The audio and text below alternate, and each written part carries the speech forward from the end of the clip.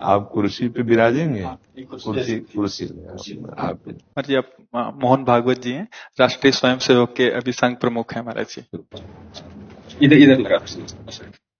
एक आसन भी इस पे बिछा दे, एक आसन आप विराज।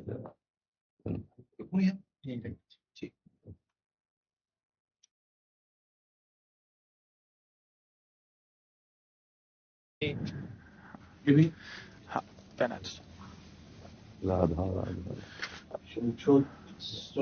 दे दे।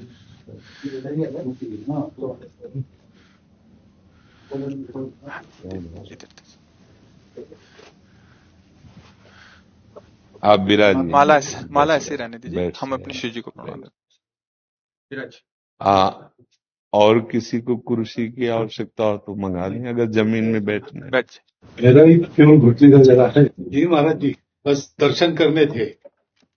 आपकी बात वीडियो पर सुनी तो लगा एक बार देख लेना चाहिए। चाह मिटी चिंता गई मनुआ बेपरवाह, ऐसे लोग कम देखने को मिलते। देखो, अपने लोगों का जन्म जो भगवान ने दिया है ना, ये सिर्फ सेवा के लिए दिया है। व्यवहारिकी सेवा और आध्यात्म की सेवा, ये दोनों सेवाएं अति अनिवार्य हैं। केवल व्यवहारिकी सेवा ही होती रहे, हम अपने भारतवासियों को अगर हम परम सुखी करना चाहते हैं तो केवल वस्तु और व्यवस्था से नहीं कर सकते, उनका बौद्धिक स्तर सुधरना चाहिए। आज हमारे समाज का बौद्धिक स्तर गिरता चला जा रहा है, बहुत चिंता का विषय है। हम सुविधाएं दे देंगे, हम विविध प्रकार की भोग सामग्रियां दे देंगे, लेकिन उनके हृदय की जो मलिनता है, जो हिंसात्मक वृत्ति है, जो अपवित्र बुद्धि है, ये जब तक ठीक नहीं होगी तब तक हमारा देश धार्मिक देश है, हमारे यहां धर्म की प्रधानता है। तो इसी बात को बार बार हम सबसे निवेदन करते हैं कि ये जो हमारी नई पीढ़ी है, इसी से हमारे राष्ट्र की रक्षा करने वाले प्रकट होते हैं। जो विद्यार्थी जन है, उन्हीं में कोई एमएलए बनता है, उन्हीं में कोई सांसद बनता है, उन्हीं में कोई मुख्यमंत्री बनता है, उन्हीं में कोई राष्ट्रपति या प्रधानमंत्री उन्हीं में अपने लोग भी सब थे। अब हमारी शिक्षा केवल आधुनिकता का स्वरूप लेती जाए और व्यभिचार प्रवृत्ति, व्यसन प्रवृत्ति, हिंसा प्रवृत्ति, ये नई पीढ़ी में देखकर बहुत असंतोष हृदय में होता है।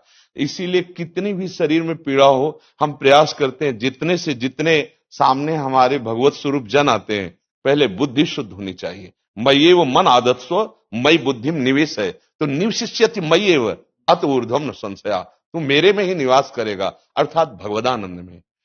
अविनाशी जीव कभी भोग विलास में तृप्त हो ही नहीं सकता। हम अगर अपने राष्ट्र की विशेष सेवा, तो हमारे धर्म का परिचय, जैसे आप जन करते हैं, धर्म का हमारा क्या स्वरूप है, हमारे जीवन का लक्ष्य क्या है। हमें जितना राम जी प्रिय हैं, कृष्ण जी प्रिय हैं, उतने ही भारत देश हमारे लिए प्रिय है। जैसे राम भक्त कृष्ण भक्त, वैसे हमारे भारत देश का हर जन जन हमारा आदरणीय और पूजनीय। पर अब जो मानसिकताएं बन रही हैं, वो हमारे धर्म और हमारे देश के लिए लाभदायक नहीं होंगे। व्यसन का इतना बढ़ता स्वरूप, व्यभिचार का इतना बढ़ता स्वरूप, हिंसा का इतना बढ़ता स्वरूप, ये बहुत ही विपत्तिजनक है। अगर ये बढ़ता रहा तो हम विविध प्रकार की सुख सुविधाएं देने पर भी अपने देशवासियों को सुखी नहीं कर पाएंगे, क्योंकि सुख का स्वरूप विचार से होता है। सुख और दुख की स्थिति सत्य नहीं है, आगमा पाइनो अनित्यास, लेकिन हमारा विचार, और विचार हमारा गंदा हो रहा है। बस हमारा उद्देश्य यही है कि हमारे देशवासियों का विचार शुद्ध होना चाहिए।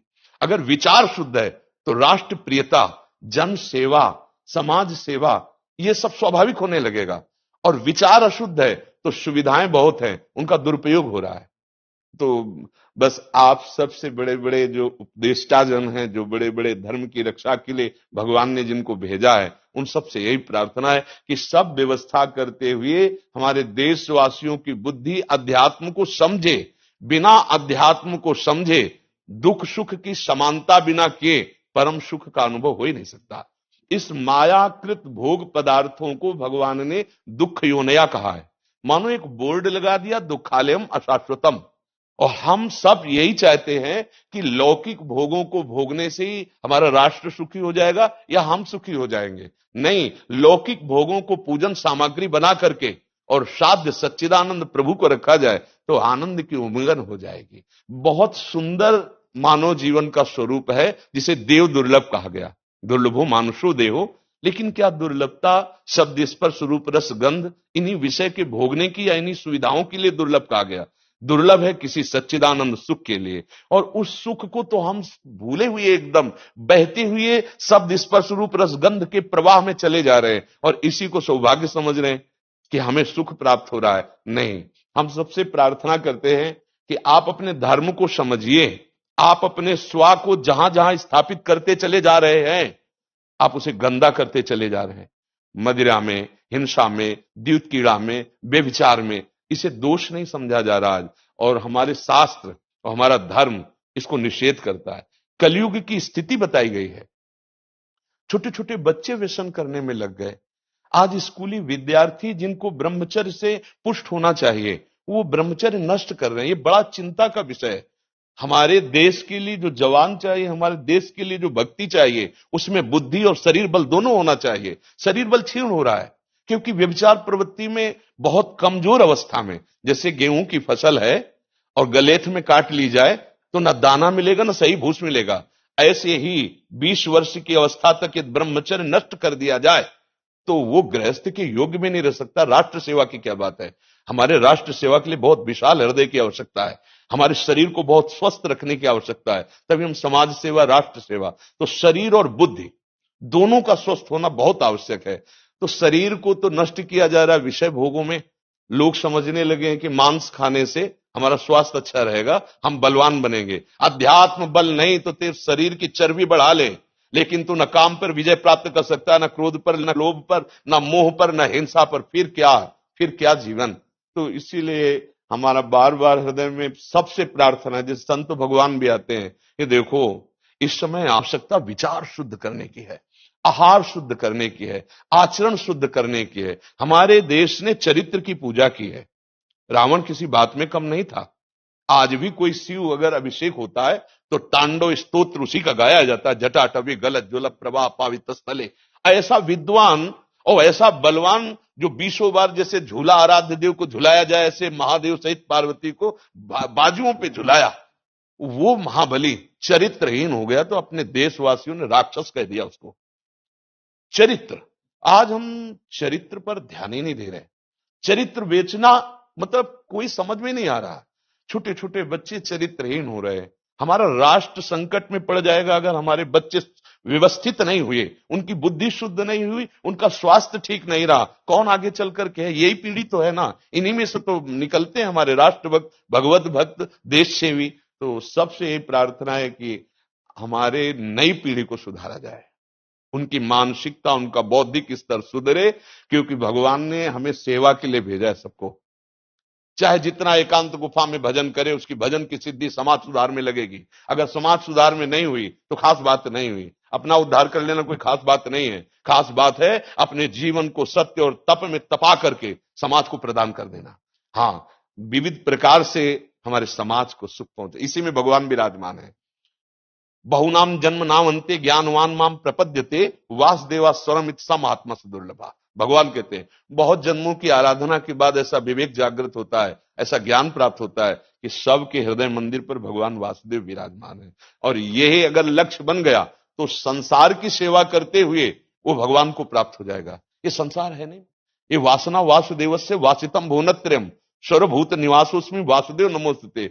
वो वासुदेव ही अपनी वासना, इच्छा, एको हम बहुत श्यामा विस्तार कर लिया है। यही जनाना है कि तुम साधारण देह नहीं हो प्यारे, तुम अविनाशी के बच्चा हो, जो चाहो कर सकते हो।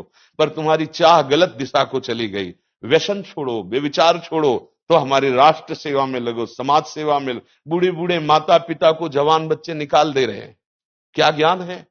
जिस समय हम किसी ज्ञान के योग्य नहीं थे कि अपनी रक्षा नहीं कर, उन्होंने हमारा मल धोया। आज हमें अवस्था उनकी सेवा की। हमारा समाज किस तरह से गिरता जा रहा है। जब बूढ़े जन मिलते हैं ना कि हमें घर से निकाल दिया, हमारे बेटे सेवा नहीं करते, तो लगता है हमारे शास्त्र तक पहुंचना तो बड़ी कठिन बात है। ये मनुष्य की मनुष्यता को भी छोड़ते चले जा रहे हैं, नहीं चले जा रहे। अब जैसे और लोग बहुत से वचन ऐसे, हम आपको ये दे देंगे, हम आपको ये दे देंगे, उसे होगा क्या? जो आप देना चाहते हो बहुतों के पास है। इनकी बुद्धि सुधारो, इनको धर्म का ज्ञान करवाओ, इनको राष्ट्र प्रियता सिखाओ कि राष्ट्र के लिए कैसे प्राण समर्पित किए जाते हैं। हाँ, अगर ये नहीं हुआ तो सुख सुविधाओं में फिर भोगवृत्ति बढ़ती चली जाएगी और लाभ नहीं मिल पाएगा। परसों नोएडा में मुझे भाषण करना था भारत के विकास पर। स्व के आधार पर भारत का, बिल्कुल यही बात मैंने रखी। आप लोगों से सुनते वही बोलते और वही करते, राष्ट्रीय और व्यक्तिगत चरित्र का। बस चिंता ये होती कि हम लोग करते चले जा रहे हैं, आप लोग भी करते चले जा रहे हैं, इतनी बातें बढ़ भी रही है। तो प्रयास तो हम करेंगे, निराश तो हम कभी होंगे नहीं, क्योंकि जीना इसी के लिए है, मरना है तो इसी के साथ मरना है। परंतु क्या होगा, ऐसी चिंता मन में आती है, इनके भी मन में आती है, उनके भी, हम सबके मन में रहेगी। इसका उत्तर सीधा ये है कि क्या हम श्री कृष्ण पर भरोसा नहीं करते? क्या बात है, बस हमें जो एकदम सही, हमें जो खास बात पकड़नी है, क्या हम सच्चिदानंद त्रिकालज्ञ सर्वज्ञ जगत गुरु भगवान श्री कृष्ण के भरोसे में भी कमी है क्या? अगर भरोसा दृढ़ है तो वही होगा जिसे कहा जाता है परम मंगल में, परम मंगल होगा, कदम पीछे नहीं। हम अध्यात्म बल को जानते हैं, हम अपने स्वरूप को जानते हैं, इसलिए हमको ये नहीं डरना कि होगा क्या। 3 प्रकार की लीलाएं भगवान की हो रही हैं, एक सृजन और एक पालन और एक संहार। जिस समय जैसा आदेश होगा हम उनके दास हैं, वैसा ही करेंगे।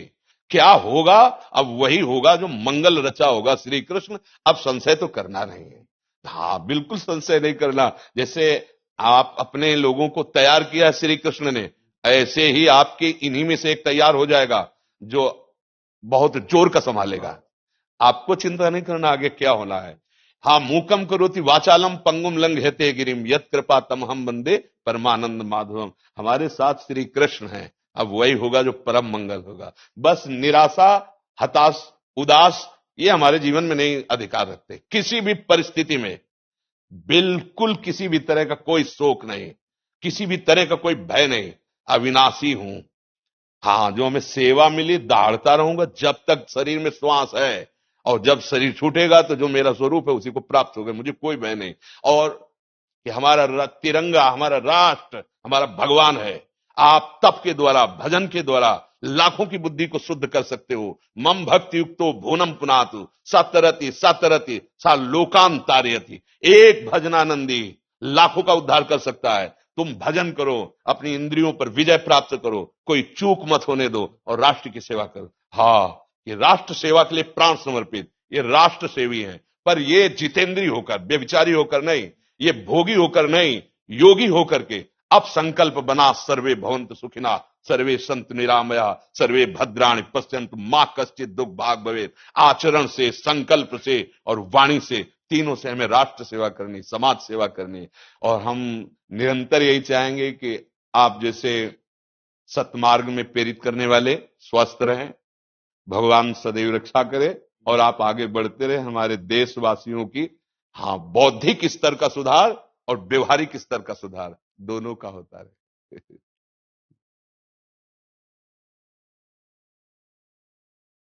आगे बढ़ो महाराज। अब जैसे सुनो, आप श्री जी का चुनरी प्रसाद लाओ और माला प्रसाद लाओ, प्यारी जी का प्रसादी वस्त्र आप इसे धारण करें जी। ये श्री लाडली जी महाराज का है जी, एक माला पहनाए। बहुत आनंद हुआ, बहुत उत्साह मिला, बल मिला, दृष्टि भी जो है वो और साफ हो गई।